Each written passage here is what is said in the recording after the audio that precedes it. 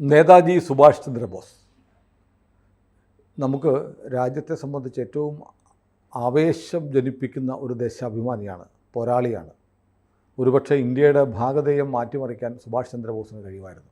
പക്ഷേ വളരെ പെട്ടെന്ന് ദുരൂഹമായ സാഹചര്യത്തിൽ അദ്ദേഹത്തെ ഒരു നിർണായക ഘട്ടത്തിൽ കാണാതെ പോയി. ദുരൂഹതകൾ ഇപ്പോഴും തുടരുകയാണ്. ഒരു സന്യാസിയുമായി ബന്ധപ്പെട്ടൊക്കെ പിന്നീട് സുഭാഷ് ചന്ദ്രബോസിൻ്റെ കഥകൾ വന്നിട്ടുണ്ട്. അങ്ങനെ ഒരു സന്യാസിയുടെ കഥ പറയാമെന്നാണ് ഇന്ന് രാമേന്ദ്ര സാർ എന്നോട് പറഞ്ഞത്. കഥയമ്മയിൽ അതായത് ഷോൾ മാറി ബാബ എന്ന് പറയുന്നൊരു ബാബ.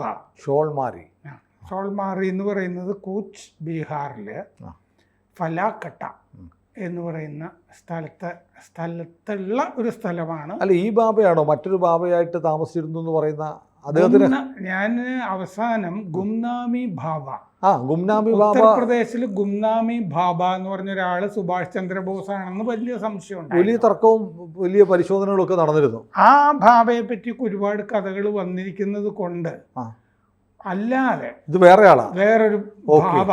കാരണം അല്ല, ആളുകൾ പെട്ടെന്ന് ബാബയെ കുറിച്ച് പറയുമ്പോൾ ഗുംനാമി ബാബയാണോ എന്ന് ആളുകൾ സംശയിക്കും. അല്ല, നമ്മൾ പറയുന്നത് ഷോൾമാറി ബാബയെ പറ്റിയിട്ടാണ്. ഇത് ബോസ് ഡിസെപ്ഷൻ ഡീക്ലാസിഫൈഡ് എന്ന് പറഞ്ഞ് പുതിയൊരു പുസ്തകം വന്നിട്ടുണ്ട്. അനുജ് ദറും ചന്ദ്രചൂഡ് ഘോഷും കൂടി എഴുതിയത്.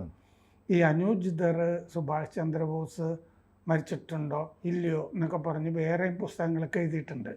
ഈ വിഷയത്തിലൊരു വലിയ പണ്ഡിതനാണ് അദ്ദേഹം. അദ്ദേഹം സ്വന്തമായി ഒരുപാട് ഈ ആർക്കൈവ്സിലൊക്കെ പോയി സംഗതിയൊക്കെ നോക്കും. ഗുംനാമി ബാബയുടെ തന്നെ പല്ലുകൾ എന്ന് പറഞ്ഞിട്ട് കുറച്ച് പല്ലുകൾ ഈ രേഖകൾക്കിടയിലൊക്കെ കിടന്ന് കിട്ടിയത് DNA പരിശോധനയൊക്കെ നടത്തിയിട്ടുള്ള ആളാണ് അനുജ് ദർ, ഇൻഡിപെൻഡൻ്റ് ആയിട്ട്. അദ്ദേഹത്തിൻ്റെ പുസ്തകത്തിൽ നിന്നാണ് ഈ ഷോൾമാറി ബാബ, ഇങ്ങനെ ഒരു ബാബയെയും സുഭാഷ് ചന്ദ്രബോസായിട്ട് കരുതിയിരുന്നു എന്ന് ഞാൻ മനസ്സിലാക്കുന്നത്. ഈ നെഹ്റു രണ്ട് കാര്യം ചെയ്തിരുന്നു. ഒന്ന്, സുഭാഷ് ചന്ദ്രബോസിൻ്റെ കുടുംബം ഉണ്ടല്ലോ മൊത്തം, ഈ കുടുംബത്തിലെ സകല ആളുകളെ നിരീക്ഷിക്കാനായിട്ട് IB ഏൽപ്പിച്ചിരുന്നു. നെഹ്റു ഭരിക്കുന്ന കാലത്ത് എന്തോ ഒരു മിസ്റ്ററി ഉണ്ട് അതിൻ്റെ പുറകിൽ. സുഭാഷ് ചന്ദ്രബോസിന് ഇഷ്ടമല്ലായിരുന്നല്ലോ. ഗാന്ധിയും സുഭാഷ് ചന്ദ്രബോസ് കോൺഗ്രസിന്റെ പ്രസിഡന്റ് ആയപ്പോൾ സഹകരിച്ചിരുന്നില്ല. ഞാൻ സഹകരിക്കുന്ന പ്രശ്നമില്ല എന്ന് പറഞ്ഞിട്ട് പിന്നെ രാജിവെച്ച് പോകേണ്ടി വന്നു. മഹാഭൂരിപക്ഷം ചേർന്നാണ് ബോസിനെ തെരഞ്ഞെടുത്തത്. അത് തെരഞ്ഞെടുത്തത്. വലിയ ജനാധിപത്യവാദി എന്ന് പറയുന്ന ഈ ഗാന്ധി അത് അംഗീകരിച്ചില്ല. അത് നമുക്ക് അതിൻ്റെ ഡീറ്റെയിൽസ് ഒക്കെ വേറൊരു ദിവസം സംസാരിക്കാം. അപ്പോൾ രണ്ടാമത്തത് എന്താണെന്ന് വെച്ചാൽ ഈ IBയോട് ഈ ബാബയെ എപ്പോഴും നിരീക്ഷിച്ചുകൊണ്ടിരിക്കണം എന്ന് ഉത്തരവ് കൊടുത്തു. ഈ രണ്ട് കാര്യവും IB ചെയ്യുന്നുണ്ടായിരുന്നു. അതിൻ്റെ രേഖകൾ മുഴുവൻ ഇവരെ പരിശോധിച്ചിട്ടാണ് ഈ ഷോൾമാറി ബാബയെ പറ്റി എഴുതിയിരിക്കുന്നത്. ഈ ഷോൾമാറി ബാബ വടക്കൻ ബംഗാളിലെ ജൽപായ്ഗുരിയിൽ ഈ 60കളുടെ ആദ്യം 1960s ആദ്യമാണ് പ്രത്യക്ഷപ്പെടുന്നത്. 5 കൊല്ലം ഈ ഷോൾമാറിയിൽ ഉണ്ടായിരുന്നു. അത് കഴിഞ്ഞ് അദ്ദേഹം ഉത്തരാഖണ്ഡിലേക്ക് പോയി. 1977 ഡെറാഡൂണിലായിരുന്നു സമാധി എന്നോ മരണം എന്നോ പറയാം. ഏതായാലും അന്ത്യം ഡെറാഡൂണിലായിരുന്നു. ഏത് വർഷം? 1977 വരെയൊക്കെ ഉണ്ടായിരുന്നു. ഈ സുഭാഷ് ചന്ദ്രബോസിൻ്റെ മരണത്തിനെ സംബന്ധിച്ച് ഷാനവാസ് ഖാൻ റിപ്പോർട്ട് വന്നല്ലോ. ഷാനവാസ് ഖാനും INA ഉണ്ടായിരുന്ന വലിയ മേധാവി ആണ്. അത് കഴിഞ്ഞ് 3 വർഷത്തിന് ശേഷം ആണ് പ്രത്യക്ഷപ്പെടുന്നത് ഈ ഷോൾമാറി ബാബ. ഷാനവാസ് ഖാൻ്റെ റിപ്പോർട്ടിൽ അദ്ദേഹം മറ്റേ ഫോർമോസ ദ്വീപ്, ഇപ്പോഴത്തെ തായ്വാൻ, അവിടെയാണ് വിമാനാപകടത്തിലാണ് മരിച്ചത് എന്നൊക്കെ തന്നെയാണ് പറഞ്ഞുകൊണ്ടിരുന്നത്. അങ്ങനെ 1959 അവസാനമൊക്കെ ആകുമ്പോഴാണ് ഷോൾമാറി ബാബ പ്രത്യക്ഷപ്പെടുന്നത്. പഴയ 1959 ഇദ്ദേഹത്തിന് ശ്രദ്ധിക്കുന്നത് എന്താണെന്ന് വെച്ച് കഴിഞ്ഞാൽ ഈ ഫലാക്കട്ടയിലൊരു പഴയ വീട്ടിൽ വാതിലിൽ ചെന്ന് മുട്ടി. വാതിൽ തുറക്കുമ്പോൾ ഒരു സന്യാസി ആണ് നിൽക്കുന്നത്, ഒരു സാധു. ഇത് ഒരു ഡോക്ടറുടെ വീടാണിത്. അപ്പോൾ ഡോക്ടർ രമണി രഞ്ജൻ ദാസ്. അപ്പോൾ ഈ ഡോക്ടറുടെ അടുത്ത് വന്നത് എന്താണെന്ന് വെച്ചാൽ ഈ സാധുവിന്, സന്യാസി, ഒരു മുഴയുണ്ട്, അത് കാണിക്കാനായിട്ട് വന്നതാണ്. അപ്പോൾ ഈ ഷോൾമാറി ബാബയെ കണ്ടു കഴിഞ്ഞപ്പോൾ, ഈ സന്യാസിയെ കണ്ടു കഴിഞ്ഞപ്പോൾ ഈ ഡോക്ടർ രമണി രഞ്ജൻ ദാസിന് തോന്നി മുമ്പ് കണ്ട് പരിചയമുണ്ടല്ലോ, മുഖപരിചയം എന്ന് തോന്നി. സുഭാഷ് ചന്ദ്രബോസിൻ്റെ ഛായയാണ്, അതാണ് ഈ മുൻപരിചയം എന്ന് തോന്നാനുള്ള കാരണം. ഒരുപാട് ചിത്രങ്ങൾ കണ്ടിട്ടുണ്ടാവും, ഒരുപാട് ചിത്രമൊക്കെ കണ്ടിട്ടുണ്ട്, വലിയ ഹീറോ ആണല്ലോ. അതെ അതെ. അപ്പോൾ അദ്ദേഹം പലരോടും ഇങ്ങനെ ഒരു സന്യാസി വന്നിരുന്നു, ഇനി എങ്ങാനും സുഭാഷ് ചന്ദ്രബോസ് ആണോ എന്ന് പറഞ്ഞിട്ട് ഇത് കാട്ടുതീ പോലെ പടരുകയാണ്. അങ്ങനെയാണ് ഇൻ്റലിജൻസ് റിപ്പോർട്ടുകളൊക്കെ ഉണ്ടാവുന്നത്. ഷോൾമാറി ബാബ, നമുക്കിപ്പോൾ ഈ വിവരങ്ങളൊക്കെ കിട്ടുന്ന ആ ഇൻ്റലിജൻസ് റിപ്പോർട്ടിലെ വിവരങ്ങളാണ്. ഈ മുമ്പൊരു സന്യാസിയുടെ കഥ ഇങ്ങനെ വന്നിട്ടുണ്ട്. ഭവാൽ സന്യാസി എന്ന് പറഞ്ഞൊരു കഥ അവിടെ ബംഗാളിൽ വന്നിട്ടുണ്ടായിരുന്നു. അതായത് ഭവാൽ എസ്റ്റേറ്റ് എന്ന് പറഞ്ഞിട്ട് വലിയൊരു തോട്ടം, വിസ്തൃതമായൊരു തോട്ടത്തിൻ്റെ ഉടമ മരിച്ചു പോയിരുന്നു ഒരു 10 വർഷം മുമ്പ്. അത് കഴിഞ്ഞ് 10 വർഷം കഴിഞ്ഞപ്പോൾ ഞാനാണ് ഉടമ എന്ന് പറഞ്ഞിട്ട് സന്യാസി വേഷത്തിലുള്ള ഒരാൾ, ഭവാൽ സന്യാസി എന്നാണ് അറിയപ്പെടുന്നത്, ഭവാൽ എസ്റ്റേറ്റ് ഉടമയായിട്ട് അവകാശപ്പെട്ട് വന്നയാൾ, അങ്ങനൊരു സന്യാസി പ്രത്യക്ഷപ്പെട്ട കഥ ബംഗാളിലുണ്ടായിരുന്നു. പക്ഷേ ഈ മരിച്ചുപോയാളുടെ വിധവ ഇയാള് ആ ആളല്ല, എൻ്റെ ഭർത്താവ് അല്ല പറഞ്ഞു. പക്ഷേ അയാളുടെ സഹോദരി, ആ മരിച്ചുപോയാളുടെ സഹോദരി പറഞ്ഞു ഇത് ആള് തന്നെയാണ് ഈ സന്യാസി എന്ന് പറഞ്ഞു. പിന്നെ സ്വത്തിൻ്റെ അവകാശം ഉന്നയിക്കുന്നുണ്ടല്ലോ, എൻ്റെ സ്വത്താ, ഞാൻ മരിച്ചിട്ടില്ല എന്നും പറഞ്ഞ് മരിച്ചുപോയി എന്ന് വിചാരിച്ച ഒരാൾ തിരിച്ചു വന്ന പോലെയല്ലേ 10 കൊല്ലത്തിന് ശേഷം വന്നിരിക്കുന്നത്. കോടതി ഇയാൾക്ക് അനുകൂലമായിട്ട് വിധിച്ചു. അത് ശരി. അപ്പോൾ ഭാര്യ കള്ളം പറഞ്ഞതാണെന്നാണ് കോടതി കണ്ടെത്തിയത്. പക്ഷേ വിധി വന്നിട്ട് താമസിയാതെ അയാൾ മരിച്ചുപോയി, അതുകൊണ്ട് പ്രയോജനമില്ല. അതായിരുന്നു വിധി. അങ്ങനൊരു ഭവാൽ സന്യാസി ഉള്ള കാലത്താണ് ഇങ്ങനെ വരുന്നത്. അപ്പോൾ ഈ ഷോൾമാറി ബാബയുടെ പേര് സ്വാമി ശാരദാനന്ദ.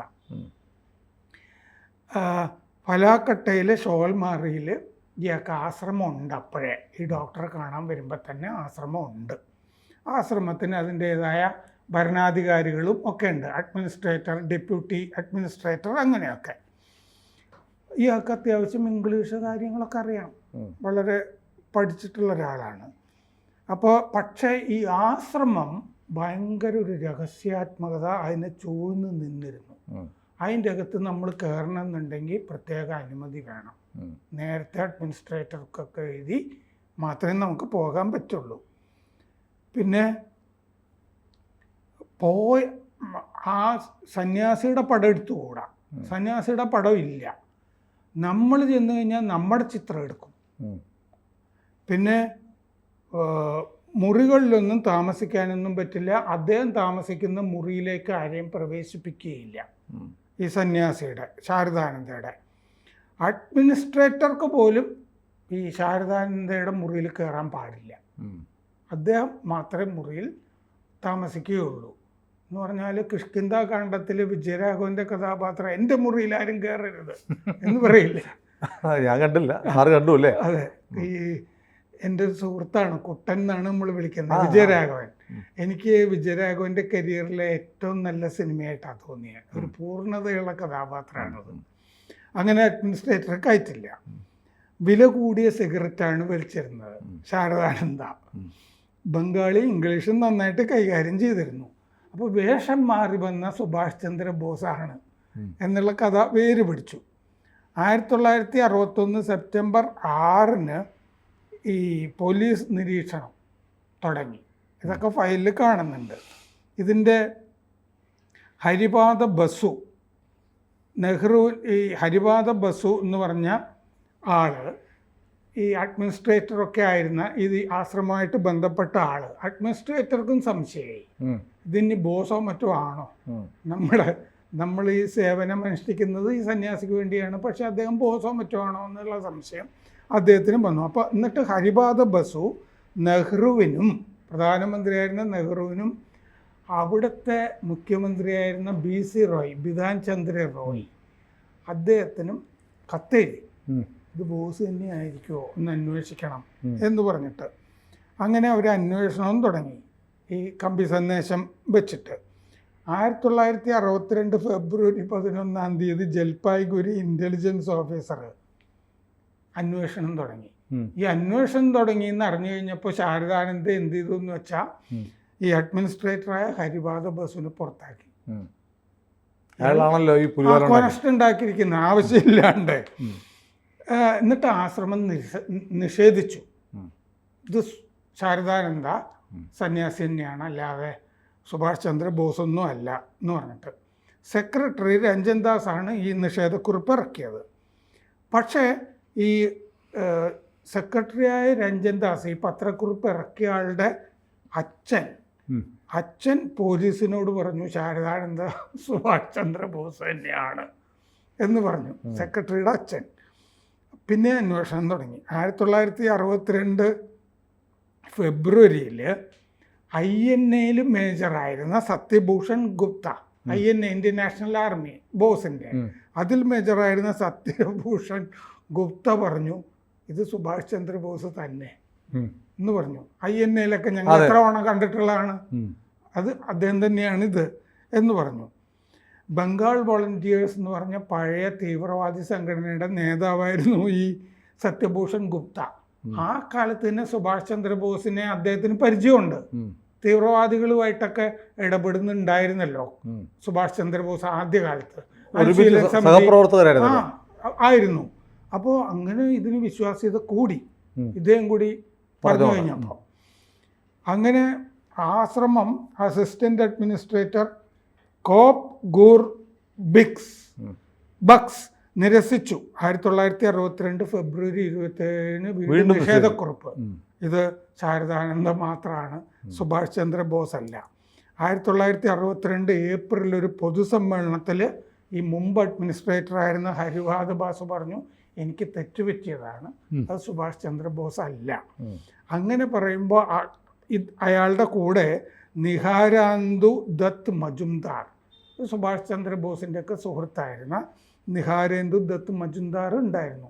സാന്നിധ്യത്തിലാണ് ഈ പൊതുസമ്മേളനത്തിൽ പ്രസംഗിച്ചത് ഇത് ബോസ് അല്ല എന്ന്. ഈ നിഹാരേന്ദു ദത്ത് മജുംദാർ ബാരിസ്റ്ററായിരുന്നു, ബോസിൻ്റെ സഹായിയുമായിരുന്നു. അയാൾക്കും ബോസിനെ നന്നായിട്ട് അറിയാം. BC റോയുടെ മന്ത്രിസഭയിലെ അംഗവുമായിരുന്നു അദ്ദേഹം. ഗോഖലെ കമ്മീഷന് മുമ്പിൽ സുഭാഷ് ചന്ദ്രബോസിൻ്റെ കുടുംബത്തെ പ്രതിനിധീകരിച്ച ആളുമാണ് ഈ പൊതുസമ്മേളനത്തിൽ കൂടെ നിന്നിരുന്ന നിഹാരേന്ദു ദത്ത്. ഈ ശാരദാനന്ദ ബോസ് അല്ല എന്ന് ബോസിൻ്റെ കുടുംബാംഗങ്ങളും പറഞ്ഞിരുന്നു. അയാൾ ഈ മജുംദാർ ആശ്രമത്തിൻ്റെ നിയമോപദേഷ്ടാവായിട്ട് നിയമിതനായി ഇത് സുഭാഷ് ചന്ദ്രബോസ് അല്ല എന്ന് കോടതിയിലൊക്കെ വാദിക്കേണ്ട ചുമതല അദ്ദേഹത്തിന് ഉണ്ടായിരുന്നു. അങ്ങനെയാണ് മറ്റേ പഴയ അഡ്മിനിസ്ട്രേറ്ററെ കൊണ്ടുവന്ന് പൊതുസമ്മേളനമൊക്കെ നടത്തുന്നത്. സിദ്ധാർത്ഥ ശങ്കർ റേയും ഈ കേസിൽ പിന്നീട് മുഖ്യമന്ത്രിയായല്ലോ, സിദ്ധാർത്ഥ ശങ്കർ റേയും ഈ കേസുമായി ബന്ധപ്പെട്ട് കോടതികളിൽ പ്രവർത്തിച്ചിരുന്നു. പോലീസ് ശാസ്ത്രീയമായി തെളിയിക്കാനായിട്ട് നോക്കി, കയ്യക്ഷരം എടുത്തു. ശാരദാനന്ദയുടെ സുഭാഷ് ചന്ദ്രബോസിൻ്റെ കയ്യക്ഷരവും ഒത്തു നോക്കിയിട്ട് എക്സ്പെർട്ട് പറഞ്ഞു സാമ്യമില്ല, കയ്യക്ഷരങ്ങൾ തമ്മിൽ സാമ്യമില്ല എന്ന് പറഞ്ഞു. എന്തായാലും ഈ പുലിവാലുകൾ കാരണമായിരിക്കണം അദ്ദേഹം ഉത്തരാഖണ്ഡിലേക്ക് സ്ഥലം വിട്ട് പോയത്. ഈ ഗുംനാമി ബാബ, അതാണല്ലോ നമ്മൾ ഏറ്റവും പ്രശസ്തമായ ബാബ സുഭാഷ് ചന്ദ്രബോസാണെന്ന് വിചാരിക്കുന്നത്. അദ്ദേഹം ഉത്തർപ്രദേശിൽ 30 വർഷം കൂടുതലും മൗനത്തിലായിരുന്നുകൊണ്ട് ആളുകൾ അദ്ദേഹത്തിൻ്റെ കാര്യത്തിൽ ബലമായ സംശയങ്ങളുണ്ടായിരുന്നു. എന്താണെന്ന് വെച്ചാൽ ഒരുപാട് പുസ്തക ശേഖരം ഉണ്ടായിരുന്നു, കത്തുകളുടെ ശേഖരം ഉണ്ടായിരുന്നു. ആ കത്തുകളുടെ കൂട്ടത്തിൽ സുഭാഷ് ചന്ദ്രബോസ് എഴുതിയ കത്തുകളുണ്ടായിരുന്നു. പിന്നെ സുഭാഷ് ചന്ദ്രബോസിൻ്റെ കുട്ടിക്കാലത്തെ ചിത്രങ്ങളും സുഭാഷ് ചന്ദ്രബോസ് INA നേതാക്കളുടെ കത്തുകൾ, ഈ INA ആയിട്ട് ബന്ധപ്പെട്ട കുറേ സംഗതികളാണ് സംശയം പ്രബലമായിപ്പോയി. ഇത്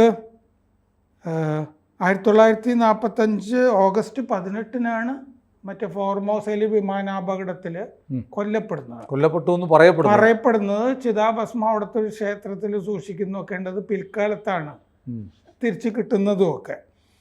ബാബ 1985 സെപ്റ്റംബർ 16 ഗുംനാമി ബാബ അയോധ്യയിലാണ് സമാധിയാകുന്നത്. അപ്പം സമാധിയായി കഴിഞ്ഞപ്പോൾ 28 വുഡൻ ബോക്സസ്, മരപ്പെട്ടികളിൽ ആണ് രേഖകളുണ്ടായിരുന്നത്. ഗോൾവൽക്കർ എഴുതിയ കത്തും ഉണ്ടായിരുന്നു. ഗോൾവൽക്കർ സംബോധന ചെയ്തിരുന്നത് വിജയാനന്ദ് ജി മഹാരാജ്. ആരെ? ഗുംനാമി ബാബയെ. ഓ, വിജയാനന്ദ് ജി മഹാരാജ് തിരിച്ച് അത് ഗോൾവൽക്കറെ ആയിരിക്കും ചെയ്തുകൊണ്ടിരുന്നത്. അപ്പോൾ INA-കാർ കത്തുകൾ, INA-യുടെ പ്രധാനപ്പെട്ട നേതാവായിരുന്ന പവിത്ര മോഹൻ റോയ് എഴുതിയ കത്തുണ്ടായിരുന്നു. ത്രൈലോക്യനാഥ് ചക്രവർത്തി എഴുതിയ കത്തുകളും ഒക്കെ ഉണ്ടായിരുന്നു. അതൊക്കെ ആർക്ക് എഴുതിയ കത്തുകളാണ്? അത് INA-യിലൊക്കെ എഴുതിയ ബാബയ്ക്കും ബാബ സുഭാഷ് ചന്ദ്ര ബോസ് തന്നെയാണോന്ന് ചോദിച്ച് ഇവർ എഴുതിയ കത്തുകളും ഒക്കെ ഉണ്ട്. ഓ, അത് ശരി. പിൽക്കാലത്ത് INA-യിൽ നിന്ന് വന്നിട്ട് നമുക്ക് കണ്ടാലോ അങ്ങ് മറ്റേ ബോസ് അങ്ങനത്തെ കത്തുകളാണ്. അതല്ലാതെ സുഭാഷ് ചന്ദ്രബോസും ഈ പറഞ്ഞ ആളുകളും തമ്മിലുള്ള കമ്മ്യൂണിക്കേഷൻ അല്ല. അതല്ല. ഗുംനാമി ബാബയും സുഭാഷ് ചന്ദ്രബോസ് ആയിരുന്നില്ല. ആയിരുന്നു എന്ന് വലിയ പ്രബലമായ, ഞാൻ പറഞ്ഞല്ലോ, അത് ഈ അനുജ് ദർ, ഈ സുഭാഷ് ചന്ദ്രബോസിനെ പറ്റി ഇപ്പൊ ഇംഗ്ലീഷിൽ പുസ്തകങ്ങൾ നിരന്തരം എഴുതുന്ന ആള്, അദ്ദേഹം ഈ ഗുംനാമി ബാബയുടെ പല്ല്, കൈയക്ഷരം, ഹാൻഡ് റൈറ്റിംഗ്, DNA പരിശോധന പല്ലിലും മറ്റേ ഇതിലും കൺക്ലൂസീവായിട്ടുള്ള പ്രൂഫൊന്നും വന്നില്ല. സുഭാഷ് ചന്ദ്രബോസ് ആണ് എന്ന് തെളിയിക്കുന്ന വിവരങ്ങളൊന്നും കിട്ടിയില്ല. 9 പല്ലുകൾ ഈ ശേഖരത്തിൽ ഉണ്ടായിരുന്നു. ആ പല്ലുകൾ ഇദ്ദേഹം സുഭാഷ് ചന്ദ്രബോസിൻ്റെയോ മറ്റോ എടുത്തു വെച്ചതാണോ കിട്ടിയെന്ന് അറിയണ്ടേ? പല്ലുകൾ കിട്ടിയാൽ അതിന്റെ ആരുടെയാണെന്ന് എങ്ങനെ തെളിയിക്കും? അതെ, എങ്ങനെയാണ്? അപ്പൊ അതും ഒക്കെ പരിശോധിച്ചിരുന്നു. ഗുംനാമി ബാബയും ബോസാണെന്ന് തെളിയിക്കും. നമ്മൾ രണ്ട് സന്യാസിമാരുടെ രണ്ടുപേരും ബോസ് അല്ല. പിന്നെ ബോസ് എവിടെ പോയി? ഉത്തരം പറ. അത് ഒരുപാട് കഥകൾ പറയാനുണ്ട്. കാരണം എന്താന്ന് വെച്ചാൽ എപ്പോ പറയും? അത് അടുത്ത ആഴ്ചയോടുകൂടിയൊക്കെ നമുക്ക് പറയാം. കാരണം എന്താന്ന് വെച്ചാല് അത് ബ്രദേഴ്സ് അഗൈൻസ്റ്റ് ദ രാജ് എന്ന് പറഞ്ഞിട്ട് 1000 പേജുള്ളൊരു പുസ്തകം ഞാൻ വായിച്ചിട്ടുണ്ട്. ഈ സുഭാഷ് ചന്ദ്രബോസും ചേട്ടനും ഇവർ രണ്ടുപേരും ബ്രിട്ടീഷുകാർക്കെതിരെ നടത്തിയ സമരത്തിൻ്റെ ചരിത്രം പറയുന്ന ഉജ്ജ്വലമായ പുസ്തകമാണ്. അതിൽ ഈ മരണത്തിൻ്റെ വിവരം ഒരു 10-60 പേജ് അതിൻ്റെ അകത്തുണ്ട്. അത് വായിച്ചപ്പോൾ എനിക്ക് അദ്ദേഹം കൊല്ലപ്പെട്ടു എന്നുള്ളൊരു തോന്നലാണ് ഉണ്ടായത്. കാരണം ഈ ഗോർഡൻ എഴുതിയ ആള്, ഗോർഡൻ പല ആളുകളെ പോയി അഭിമുഖം ചെയ്തിട്ടാണ് ആ ഭാഗം എഴുതിയിരിക്കുന്നത്. പക്ഷെ ഒരുപാട് ദുരൂഹതയുള്ള ഒരു കഥയാണ്, ചരിത്രമാണ് സുഭാഷ്. അതിൽ വലിയ ദുരൂഹതകൾ വരുന്നത് എന്താണെന്ന് വെച്ചാൽ, നെഹ്റു പ്രധാനമന്ത്രിയായ ശേഷം ഈ സോവിയറ്റ് യൂണിയനുമായിട്ട് വലിയൊരു ബന്ധം വരുന്നത്, സോവിയറ്റ് യൂണിയൻ പിന്നീട് നെഹ്റുവിനെ ഒരു കേസിൽ ബ്ലാക്ക് മെയിൽ ചെയ്യാൻ തുടങ്ങി എന്നൊരു ആളുകൾ പറയുന്നുണ്ട്. അതെന്താണെന്ന് വെച്ചാൽ, സൈബീരിയയിൽ സുഭാഷ് ചന്ദ്രബോസിനെ KGB ഉപയോഗിച്ച് അന്നത്തെ കൊന്നു എന്ന് നെഹ്റു അതിൻ്റെ പിന്നിലുണ്ടായിരുന്നു എന്നൊക്കെ കിംവദന്തികളുണ്ട്. അപ്പം അതുകൊണ്ട് സോവിയറ്റ് യൂണിയൻ്റെ പാവയോ അടിമയോ ഒക്കെ ആയിരുന്നു നെഹ്റു. അത് ശരിയാണ്. നമ്മൾ കാണുമ്പോൾ സോവിയറ്റ് യൂണിയൻ്റെ ആ ഇച്ഛയ്ക്കനുസരിച്ച് നമ്മുടെ ഈ ചൈനയായിട്ടുള്ള യുദ്ധം തീർന്നു കഴിഞ്ഞപ്പോഴത്തേക്ക് ഈ നെഹ്റു സന്യസിക്കാൻ ഹിമാലയത്തിൽ പോയെന്നും റഷ്യയിൽ നിന്ന് സോവിയറ്റ് യൂണിയനിൽ നിന്ന് വിളിച്ചു പറഞ്ഞപ്പോൾ തിരിച്ചു വന്നു അങ്ങനെയൊക്കെ പറയുന്നുണ്ട്. അപ്പോൾ ഇങ്ങനെ ഒരുപാട് ദുരൂഹതകളുണ്ട്. ഏതായാലും ഈ സൈബീരിയയിൽ സുഭാഷ് ചന്ദ്രബോസിനെ കണ്ടു എന്നൊക്കെ പറഞ്ഞിട്ട് ഒരുപാട് ആളുകൾ സംസാരിച്ചിട്ടുണ്ട് കേട്ടോ. അപ്പോൾ ഏതായാലും നമുക്ക് സുഭാഷ് ചന്ദ്രബോസിനെ കുറിച്ച് നമ്മുടെ സർക്കാരിന് അറിയാം. മോദി കുറേ പേപ്പേഴ്സൊക്കെ റിവീൽ ചെയ്യുമെന്നൊക്കെ പറഞ്ഞിരുന്നു, ഡീക്ലാസിഫൈ, പക്ഷെ ഒന്നും നടന്നില്ല. അത് ഡീക്ലാസിഫൈ ചെയ്യണമെന്ന് സുബ്രഹ്മണ്യൻ സ്വാമി ആവശ്യപ്പെടാറുണ്ട്. എന്താണോ അങ്ങനെ ചെയ്യേണ്ടതാണ്. സർക്കാർ ഇത് ചെയ്യുന്നില്ല. ഏതായാലും സുഭാഷ് ചന്ദ്രബോസിനെ കുറിച്ചുള്ള കഥകൾ പറയൂ അല്ലേ? അത് പറയും. അപ്പോൾ നമുക്ക് അതിനുവേണ്ടി കാത്തിരിക്കാം. കൂടുതൽ വാർത്തകളും വിശേഷങ്ങളും നിങ്ങളിലേക്ക് എത്താൻ ABC മലയാളം സബ്സ്ക്രൈബ് ചെയ്യുക, ബെൽ ബട്ടണും അമർത്തുക.